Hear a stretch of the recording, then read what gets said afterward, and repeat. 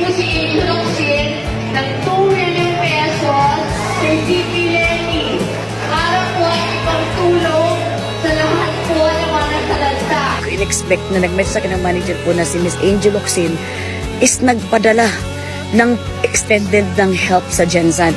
Bibigay pa tayo kasi nagpadala din si Miss Angel Oxin.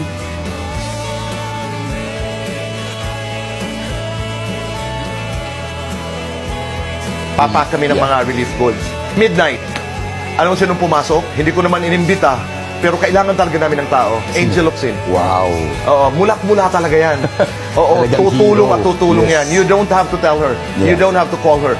Narinig niya na nandun kami, wala, tulong lang. Pumunta po. Salamat kasi inanuhan niya kami. Hindi niya kami pinabayaan sa ospital. Babalik na raw para po siya. Wala po kami ginastos kahit ano. Sinagot niya po lahat talaga. Mga paaralan para sa mga nasalanta ng bagyong Yolanda, dyan po ilalaan ang kikitain mula sa auction ng mamahaling vintage car ni Angel Oxin.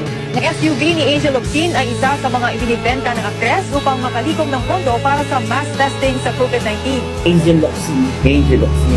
Bakit? Kasi nung time na tumutugtog ako sa bar niya dati, sa may Don Antonio, lalabas yung anak ko nun, manganganak yung Misis mo. ko na, manganganak siya. Tapos, wala akong budget. Ipit, makaipit yung budget. Si Angel yung sumugot Talaga? ng buong hospital. Si Angel Oxin.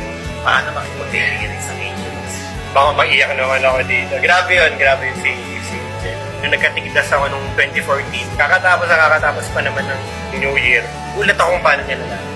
Pero tumawag ka agad siya, asang ospital ka, pupuntahan kita. Sabi niya, sige, magkano yung bill? Sabi ko, hindi ko alam. Kasi kaka-confirm ko pala. Sabi niya, basta kapag may bill na, sabihan mo ako.